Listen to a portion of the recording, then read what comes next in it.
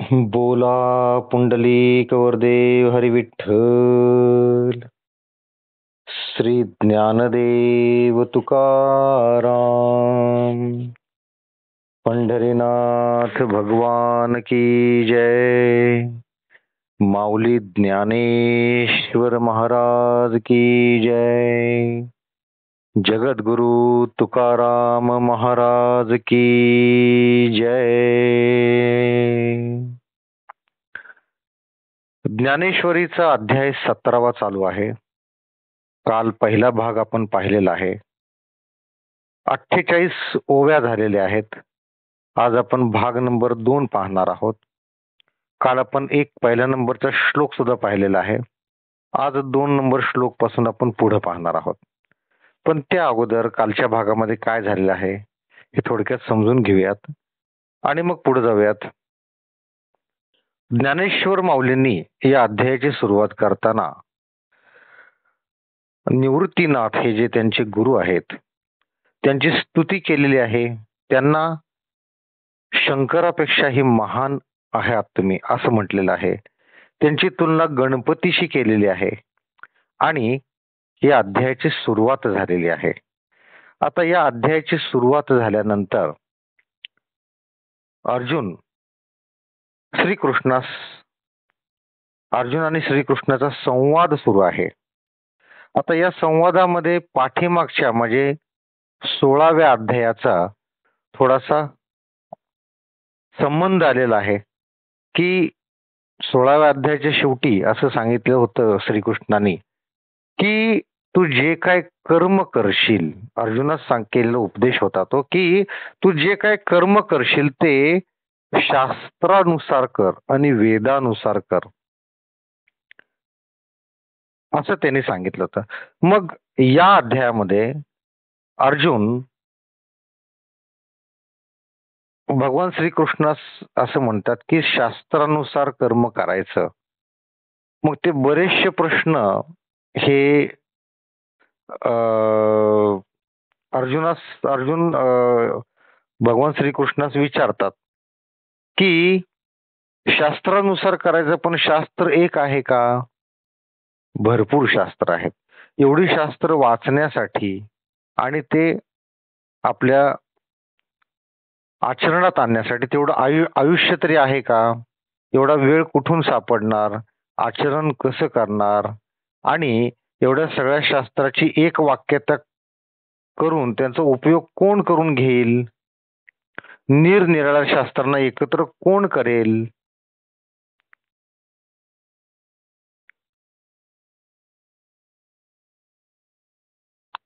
आणि शास्त्र, अर्थ, देश व काल ही चारी जरी प्राप्त झाली तरी त्यांची सर्वांना प्राप्ती कोठून असणार? म्हणून पुष्कळ प्रकाराने शास्त्राचे साधन या मृत्यूलोकी सर्वांना प्राप्त होणार नाही. तर मग मूर्ख अशा मुमुक्षांना कोणता तरुणोपाय आहे? काय इलाज काय आहे? शास्त्राप्रमाणे तर वागायचं आहे, पण हे शास्त्राप्रमाणे वागणं सोपं काम नाही ना. मग मग कसं वागायचं असं अर्जुन भगवान श्रीकृष्णास प्रश्न विचारत आहेत. आणि पुढे काय म्हणतात बघा की जे सर्व शास्त्रात निपुण आहेत त्यांचे आचरण प्रमाण मानून त्यावर जे श्रद्धा ठेवतात, म्हणजे जे काही लोक शास्त्रांमध्ये निपुण आहेत, ज्यांनी शास्त्रांचा अभ्यास केलेला आहे, असे जे पंडित आहेत त्यांच्यावर श्रद्धा ठेवून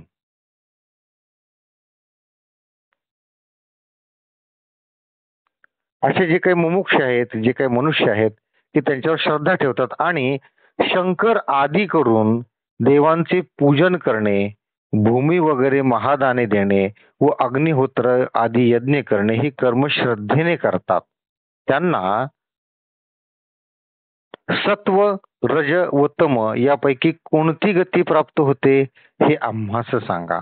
प्रश्न काय केला बघा अर्जुनाने की ज्यांनी शास्त्रांचा अभ्यास केलेला नाहीये असे जे लोक आहेत त्यांनी ज्यांनी शास्त्रांचा अभ्यास केलेला आहे अशा लोकांवर जर विश्वास ठेवून, श्रद्धा ठेवून जर त्यांनी सगळी कर्म केली, कर्म कुठली कुठली, सगळी चांगली कर्म केली, काय देवांचे पूजन केले, अग्निहोत्र केले, भूमीचं वगैरे असे दान केले, महादान केले, असे कर्म केले, तर त्यांना सत्व रज व तम यापैकी कोणती गती प्राप्त होते हे आम्हाला सांगा, असं अर्जुन म्हणत आहेत. आता आजच्या भागामध्ये भगवंत या प्रश्नाचं उत्तर देणार आहे. प्रश्न काय बघा, की ज्या लोकांनी सगळे सत्कर्म केलेले आहेत, भूमिदान केलेलं आहे, अग्निहोत्र केलेले आहे, यज्ञ केलेले आहेत, असे सगळे जे काही चांगले कर्म आहेत ती कर्म केलेली आहेत, पण त्याने शास्त्रांचा अभ्यास केलेला नाही. पण शास्त्रांचा अभ्यास केलेला नाही म्हणून ते हे सत्कर्म करायचे थांबलेत का? तर नाहीत. त्यांनी ज्यांनी शास्त्रांचा अभ्यास केलेला आहे त्यांच्यावर श्रद्धा ठेवून त्यांनी सांगेल तसे वागून त्यांनी हे सगळे कर्म केलेले आहेत, तर मग त्यांना सत्व रजव तम यापैकी कोणती गती प्राप्त होणार आहे असा प्रश्न आहे. आता त्याचं उत्तर आपण आज भाग नंबर 2 मध्ये पाहणार आहोत. त्यासाठी श्लोक नंबर 2चा आपण पहिल्यांदा श्लोकार्थ पाहूयात. श्री भगवान म्हणाले, आता या प्रश्नावर उत्तर द्यायला लागले बरं का भगवान उत्तर काय देतात बघा. आता त्यामुळं सत्व रज आणि तम यापैकी कुठली गती प्राप्त होते त्याला याचं उत्तर देणार आहेत. आता आजच्या भागामध्ये काय काय येणार आहे तुम्हाला सांगतो. श्रद्धा ही 3 प्रकारची असते, सात्विक, राजस आणि तामस. त्याचाच आजच्या भागामध्ये सगळा उहापोह आहे. तर आपण ते पाहूयात.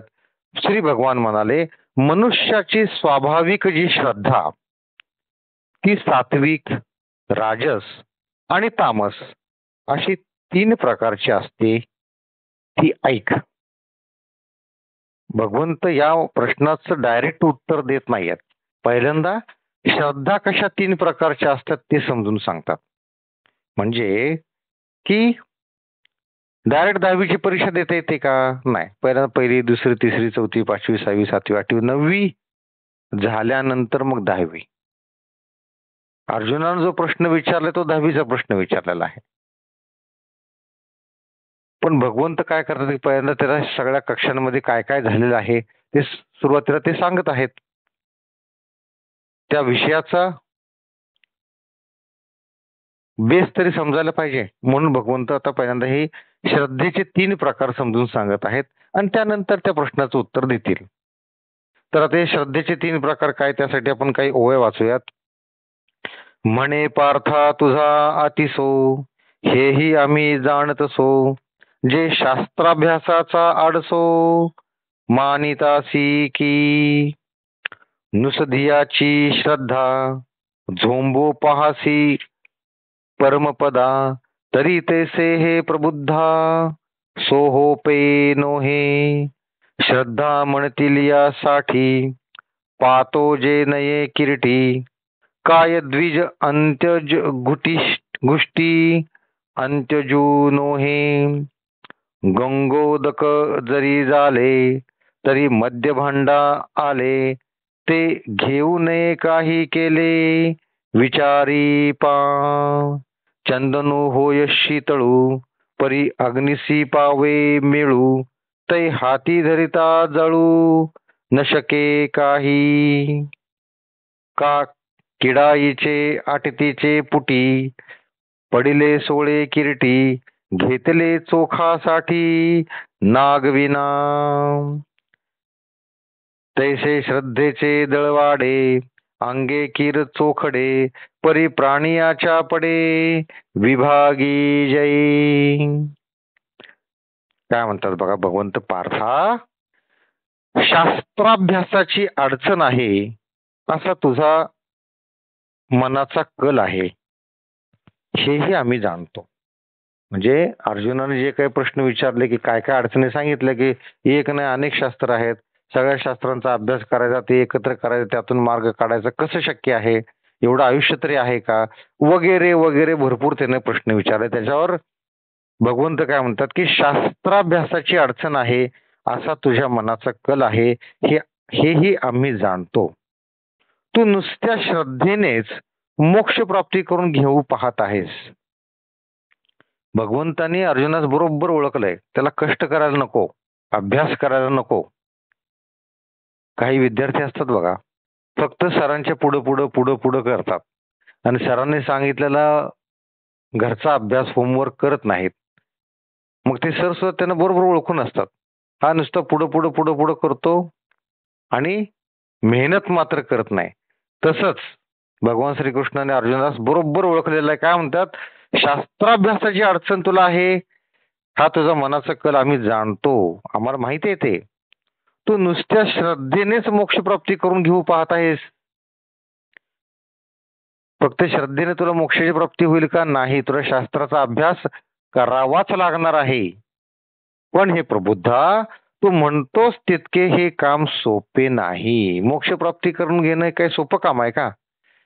अर्जुना, श्रद्धेवरच नुसता विश्वास ठेवू नको.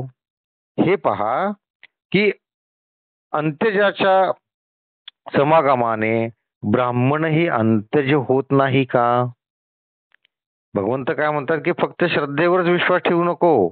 त्यासाठी उदाहरण काय देतात की हे पहा, अंत्यजाच्या समागमाने ब्राह्मणही अंत्यज होत नाही का? गंगेचे जरी पाणी असले तरी ते जर मद्याच्या भांड्यात घातले तर ते काही केल्या घेऊ नये याचा विचार कर.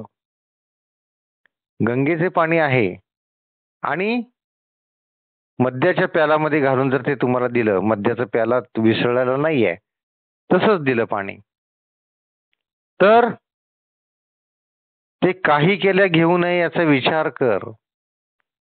कशी उदाहरण दिलेत बघा. चंदन हा थंड आहे खरा. चंदन हा थंड आहे, त्याचा स्वभावच थंड आहे चंदनाचा.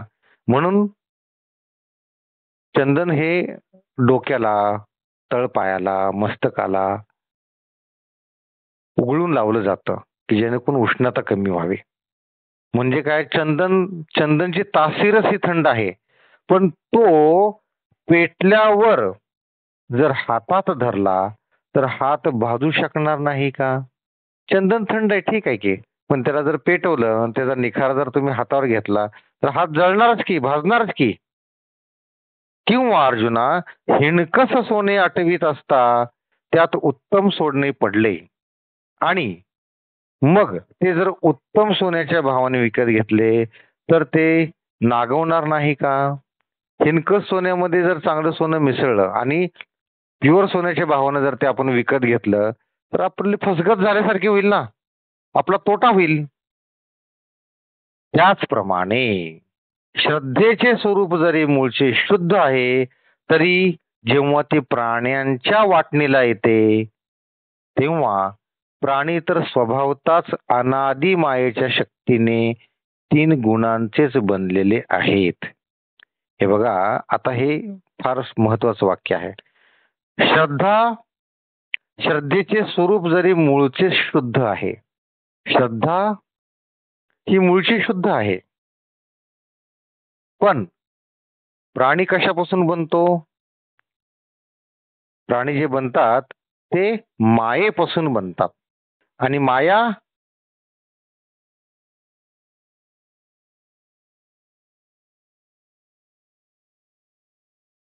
प्राणी तर स्वभावतःच अनादि मायेच्या शक्तीने 3 गुणांनी बनलेले आहेत.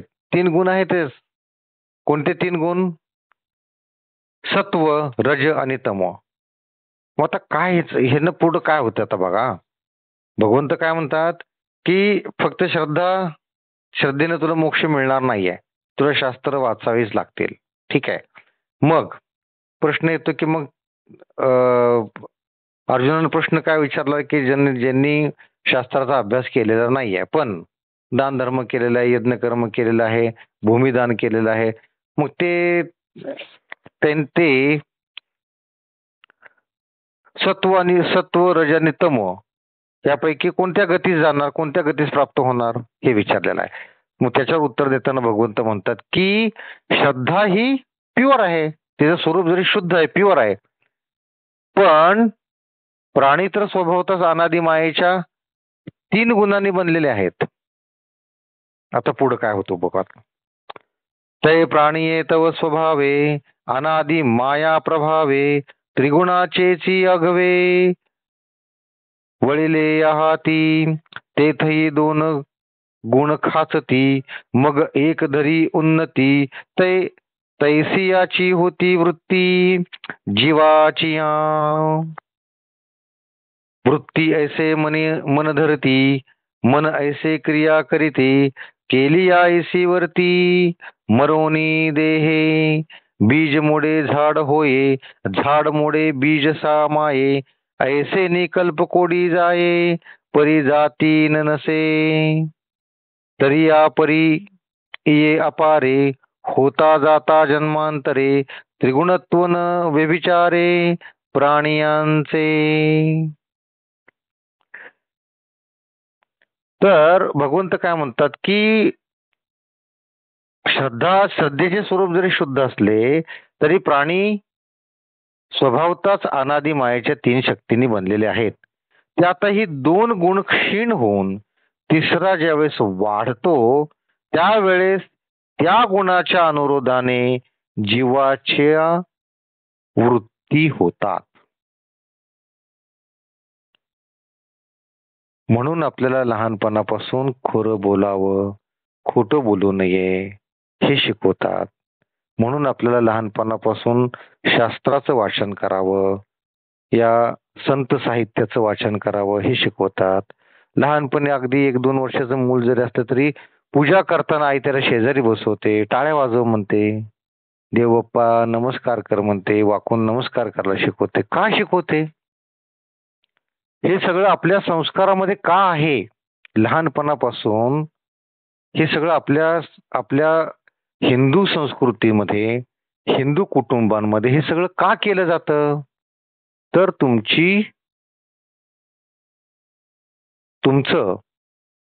तुमचे सत्वगुण वाढावेत. आता 3 गुण आपल्यामध्ये नेहमी असतात. सत्वगुण जर एक वाढला तर त्या प्रमाणात रज आणि तमोगुण कमी होतील. बरोबर आहे? म्हणजे तुमची श्रद्धा जी आहे ती ऑटोमॅटिक सत्वगुणाची श्रद्धा होईल. आता सत्वगुणाची श्रद्धा झाल्यानंतर त्याचे फायदे काय आहेत? किंवा तमो आणि रजगुणाची श्रद्धा झाली तर त्याचे तोटे काय आहेत हे आपण पुढे वाचणार आहोतच. इथं काय सांगितलंय बघा की 3 गुण असतात, त्यातही 2 गुण क्षीण होऊन तिसरा जर ज्यावेळेस वाढतो त्यावेळेस त्या गुणाच्या अनुरोधाने जीवाची वृत्ती तयार होते. म्हणजे सत्वगुण जर स्ट्रॉंग असेल तर त्याची सत्वगुणाची वृत्ती तयार होते. रजोगुण जर स्ट्रॉंग असेल तर रजोगुणाची वृत्ती तयार होते आणि तमोगुण जर स्ट्रॉंग असेल तर तमोगुणाची वृत्ती तयार होते. म्हणून समाजामध्ये तुम्हाला 3 प्रकारचे लोक दिसतात. सत्वगुणाचे म्हणजे जे कायम देवधर्म करतात, कधी खोटं बोलत नाही, हळू आवाजात बोलतात, खोटं बोलत नाही, लावालावई करत नाही, चाहड्या सांगत नाहीत, कुणाचं वाईट चिंतत नाहीत, जो जसा आहे तसा त्याला समजून घेतात. अजून काय तर कायम वर्तमानात राहतात, भूतकाळात पण जात नाहीत आणि भविष्यकाळात पण जात नाहीत. कायम स्थिर असतात, किती संकट आलं तरी स्थिर, किती पैसे मिळाले लाभ झाला तरी स्थिर, हुरळून जात नाहीत किंवा व्याकुळ सुद्धा होत नाहीत. ही सगळी सत्वगुणाची लक्षणं आहेत. अशी लोक असतात. आणि रजोगुणाची पण लोक असतात, कितीही काम केलं तर थकतच नाहीत, एकानंतर दुसरं काम, दुसऱ्यानंतर तिसरं काम. आणि रजोगुणाच्या लोकांना हे पळवतं कोण? त्यांच्या इच्छा पळवतात. त्यांच्या इच्छा भरपूर असतात. मोठा बंगला बांधेल, मोठा बंगला बांधला की मोठी गाडी घेईल, मोठी गाडी घेतली की अजून एक प्लॉट घेईल, अजून एक प्लॉट घेतलं की त्याच्या शेजारचा प्लॉट घेईल. इच्छा संपतच नाहीत, त्या इच्छाच त्याला पळवत असतात. असे रजोगुणाचे लोक भरपूर असतात. राजकारणात पण असतात. पहिल्यांदा मी नगरसेवक होईल, नंतर काय आमदार होईल, खासदार होईल, नंतर मी पंतप्रधान होईल, मुख्यमंत्री होईल, काय वाटेल ते. इच्छांना मरण नाही. जेवढा इच्छा तेवढा हा पळत असतो, तोंडाला फेस येऊस तोपर्यंत पळतो. हे रजोगुण. आणि तमोगुण म्हणजे काय? सगळे जेलमध्ये वगैरे आहेत ते लोक कोण आहेत, कसे आहेत? काही ना काहीतरी वाईट कर्म केलेत त्यांनी, म्हणून तर ते जेलमध्ये आहेत. रागाच्या भरामध्ये, दुसऱ्याचा द्वेष केल्यामुळं, दुसऱ्याचं काहीतरी हिसकावून घेतल्यामुळं, दुसऱ्याच्या स्त्रीवर वाईट नजर ठेवल्यामुळं असे लोक हे जेलमध्ये असतात. म्हणजे हे तमोगुणाची लक्षणं जास्त असणारी लोक आहेत. याचा अर्थ असा आहे का की जेलमधले सगळेच वाईट आहेत? नाही, त्यांच्यात पण काही सत्वगुण असतात, काही रजोगुण पण असतात. पण त्यावेळेस त्यांचा तमोगुण हा जास्त वाढलेला असतो. त्यामुळे त्या वेळेत त्याच्याकडून काहीतरी गुन्हा घडतो आणि मग ते त्यांना शिक्षा होते, जेलमध्ये जातात. लक्षात घ्या. म्हणून आपल्यावर कायम लक्ष पाहिजे. आपल्या प्रत्येक शब्दावर, आपल्या प्रत्येक वागण्यावर, प्रत्येक बोलण्यावर आपलं कायम लक्ष पाहिजे की आपण जे वागतो आहोत ते सत्वगुणी आहे की रजोगुणी आहे की तमोगुणी आहे. कायम लक्ष हवं आपल्याला. तर इथं काय सांगितलंय बघा की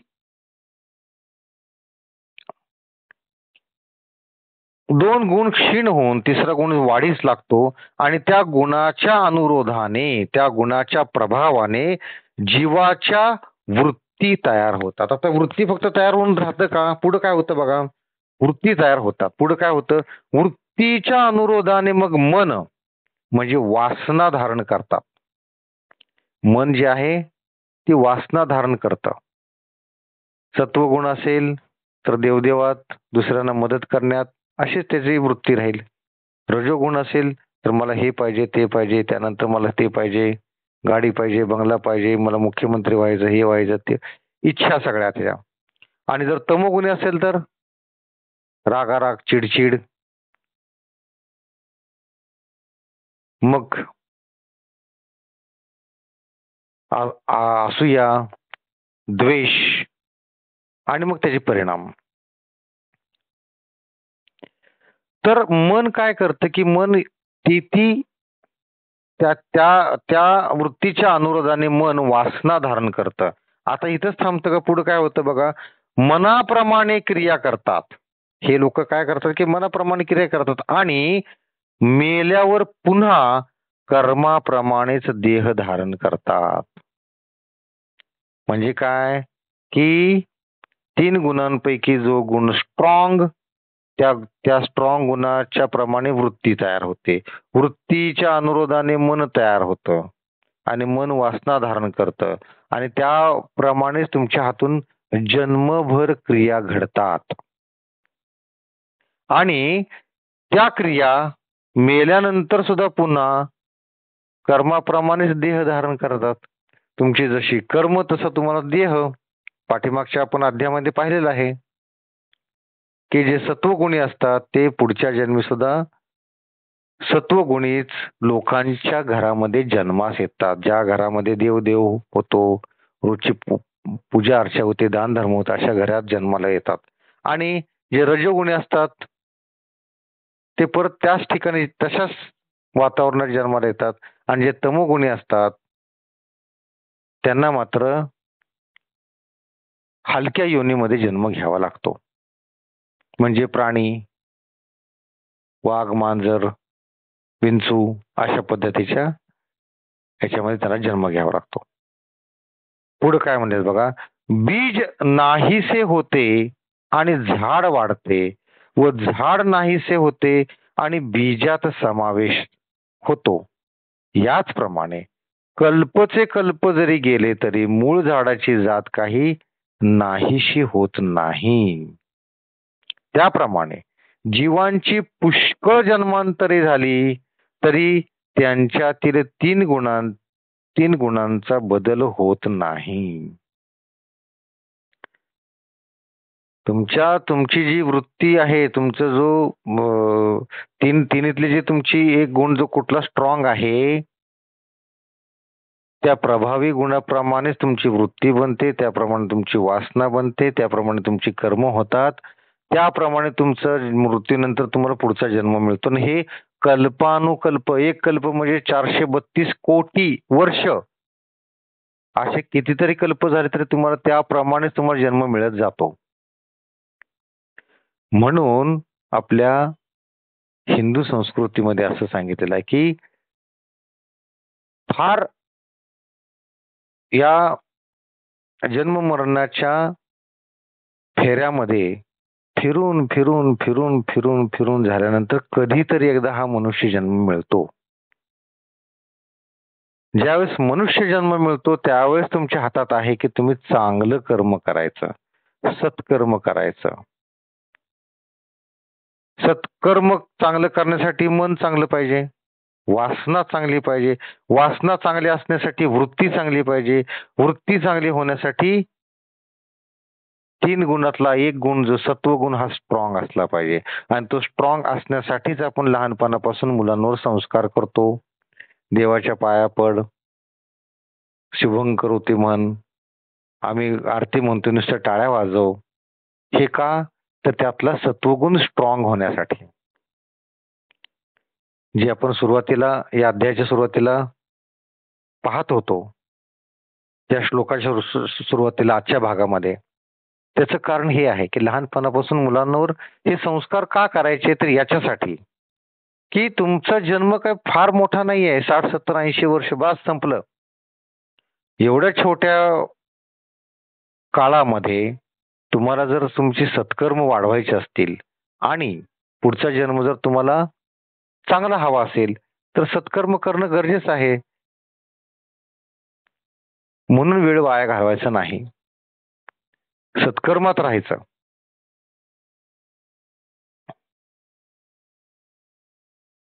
नाहीतर कल्पानुकल्पे या अशा योनींमध्ये आपल्याला भरकटत राहावं लागतं. म्हणून प्राणियांच्या पैकी पडली श्रद्धा अवलोकी, ते होय गुणासारिखी तीही यया. विषाये वाढे सत्व शुद्ध, तेव्हा ज्ञानासी करी साध, परी एका दोघे ओखद एर आहाती.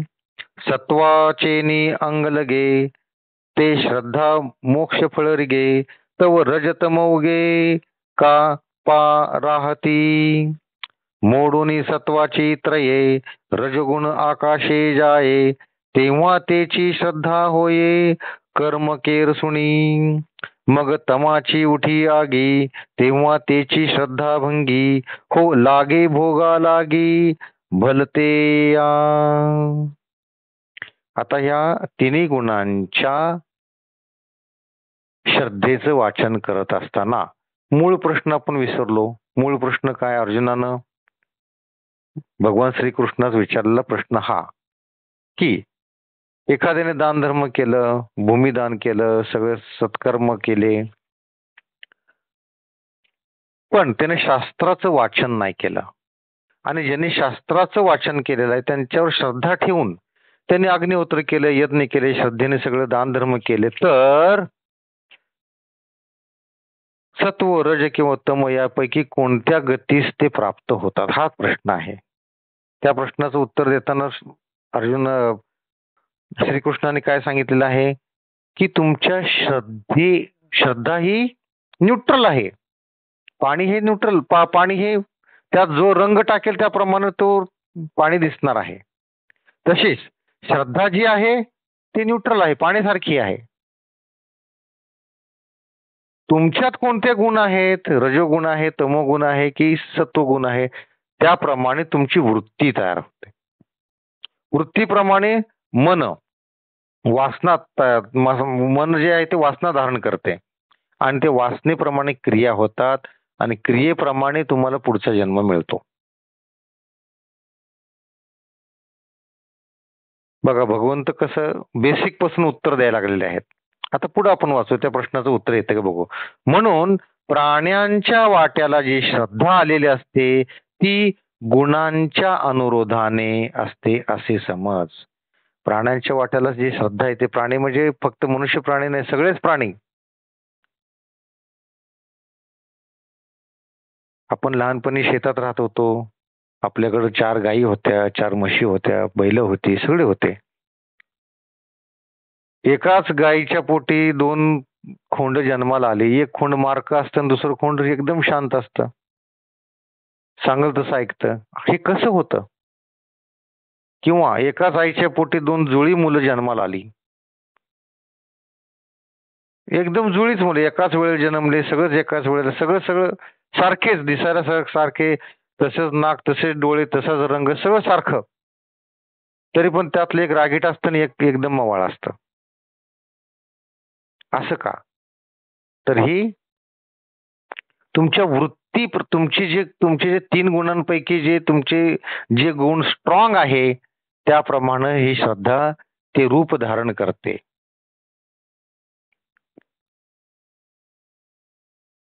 म्हणून इथं काय सांगितलं, की प्राण्यांच्या वाटेला जी श्रद्धा आलेली असते ती गुणांच्या अनुरोधाने असते असे समज.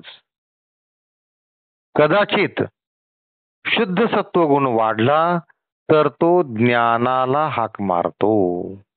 सत्वगुण जर जास्त असेल तर ज्ञानाला हाक मारतो म्हणजे ज्ञानाला जवळ करतो. परंतु ज्याला त्याला रज व तम हे 2 गुण विरुद्ध आहेत. ज्ञानाला रज आणि तमोगुण विरुद्ध करतात. सत्वगुणाच्या अनुरोधाने जी श्रद्धा असते ती मोक्ष फळापर्यंत जाते. सत्वगुण नसेल तर तुम्ही मोक्षापर्यंत जाऊच शकत नाही. रजोगुणाचा कोण माणूस गेलाय मोक्षापर्यंत? नाही गेलेला.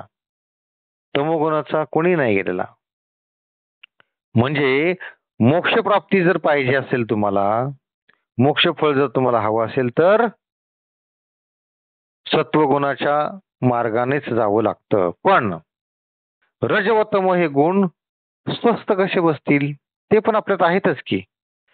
सत्वगुणाचा आश्रय नाहीसा करून ज्यावेळेस रजोगुण वाढतो त्यावेळेस तीच श्रद्धा कर्म करण्यास लागते. ज्यावेळेस तिन्ही गुणातला रजोगुण वाढतो त्यावेळेस तीच श्रद्धा काय करते? कर्म करण्यास मागे लागते, कर्म करू लागते मग तो मनुष्य. मग तमोगुणाचा ज्यावेळेस जोर वाढतो तेव्हा त्या श्रद्धेचा भंग होऊन तीच श्रद्धा वाटेल ते भोग भोगण्यास उद्युक्त होते. कधी कधी आपल्याकडून पाप होतात. असा कोणीही नाही जगा की ज्यानं तमोगुणाच्या प्रभावाखाली आलेलं नाही आहे. कधी ना कधी तर तमोगुणाच्या प्रभावाखाली आपण येतोच. त्यावेळेस आपल्याकडून काहीतरी वाईट घडतं, पाप घडतं.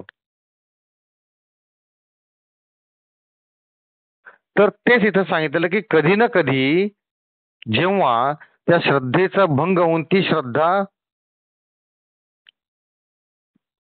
जर तुमचा तमोगुणाचा ज्यावेळेस जोर वाढतो तेव्हा त्या श्रद्धेचा भंग होऊन ती श्रद्धा वाटेल ते भोग भोगण्यास उद्युक्त होते.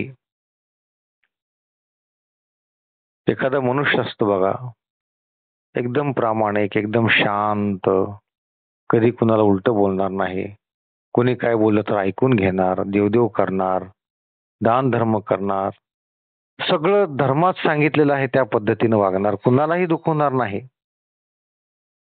पण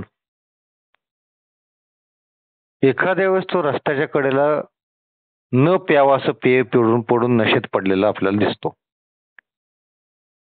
असं का? असं का होतं? तर त्यावेळेस तमोगुणाने उफाळी मारलेली असते. त्यामुळे त्याची श्रद्धा जी होते ती तमोगुणी होते आणि त्यातून हे असं भोग भोगण्याची इच्छा त्याच्यामध्ये निर्माण होते आणि तो अशा काहीतरी वाईट गोष्टी करतो. म्हणून आपल्यावर कायम वॉच असला पाहिजे. आपल्यावर अंकुश असला पाहिजे. आपण रजोगुणाकडे तर चाललो नाही आहेत ना, आपण तमोगुणाकडे तर चाललो नाही ना, आपल्याला अचानक राग तर आलेला नाही आहे ना. सारखा आपल्यावर वॉच असला पाहिजे. नाहीतर आपण काहीतरी भोग भोगण्यासाठी जातो आणि त्यातून काहीतरी वाईट घडतं.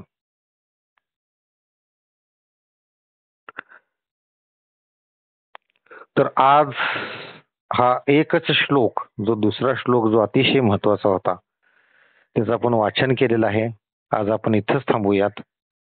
आज आपण जे पाहिलेलं आहे ते म्हणजे श्रद्धा ही 3 प्रकारची असते. अजून प्रश्न जो विचारलेला अर्जुनानं त्याचं उत्तर पूर्ण आलेलं नाही आहे, अर्धवट उत्तर आलेलं आहे. प्रश्न काय होता की ज्या लोकांनी दान धर्म केलेले, अग्निहोत्र केलेले आहे, सगळी कर्म श्रद्धेने केलेले आहेत, पण त्यांनी शास्त्राचं वाचन केलेलं नाही आहे. पण ज्यांनी शास्त्राचं वाचन केलं त्यांच्यावर मात्र श्रद्धा ठेवली आहे, त्यांनी सांगेल तसं ऐकलेलं आहे. तर मग अशा लोकांना सत्व, रज किंवा तमय यापैकी कोणती गती प्राप्त होते? त्याचं उत्तर देताना भगवंत म्हणतात की श्रद्धा ही 3 प्रकारची, सात्विक, राजस आणि तामस. पण श्रद्धा तर मात्र न्यूट्रल आहे. पाणी जसं त्यात जसा रंग टाकेल तसं त्या रंगाचं पाणी दिसतं, तसं श्रद्धा सुद्धा न्यूट्रल आहे. तुमच्यात जे गुण आहेत, ज्या 3 गुणांपैकी जो गुण स्ट्रॉंग आहे त्याप्रमाणे श्रद्धा बनते. म्हणजे श्रद्धा जरी न्यूट्रल असली तरी मनुष्य किंवा प्राण्याचा जो जन्म होतो तो मायेनं होतो, अनादि मायेच्यामुळे होतो. आणि माया 3 गुणांनी बनलेली आहे. त्यातला जो गुण स्ट्रॉंग, जो प्रमुख गुण, त्याप्रमाणे ती श्रद्धा बनते. त्याचप्रमाणे त्याची वृत्ती तयार होते, वृत्तीप्रमाणे मन वासना धारण करतं आणि त्याप्रमाणे क्रिया घडतात. ज्या क्रिया जशी कर्म तसं फळ, त्याप्रमाणे पुढचा जन्म, आणि तोच जन्म जन्मानुजन्म कल्पानुकल्प तुम्ही तशाच योनीमध्ये फिरत राहता. त्यातून बाहेर निघायचं असेल तर सत्कर्म करायची, लहानपणापासूनच चांगलं वागायचं.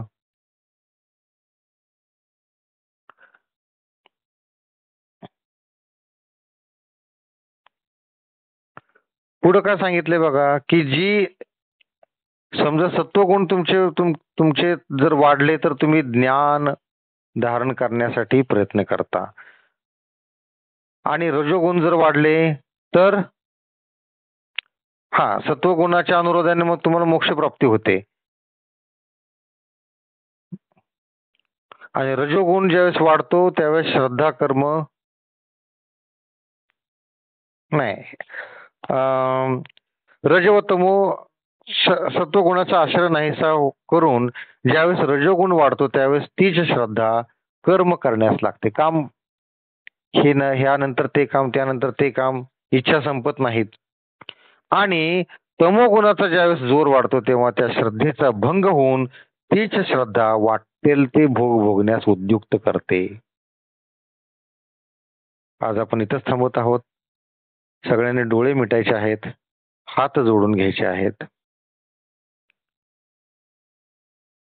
आज जे तिन्ही श्रद्धेचे प्रकार आपण पाहिले, सत्वगुण, तमोगुण आणि रजोगुणाची जी श्रद्धा आहे, त्याचं मनातल्या मनात चिंतन करायचं आहे.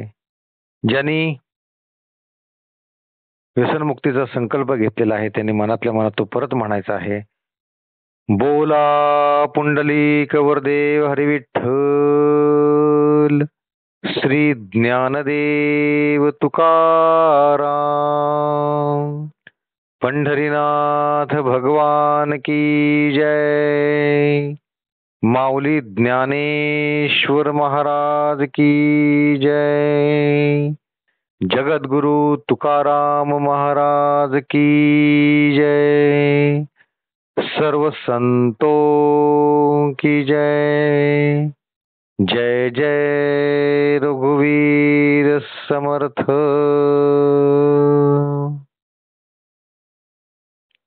रामकृष्ण हरी.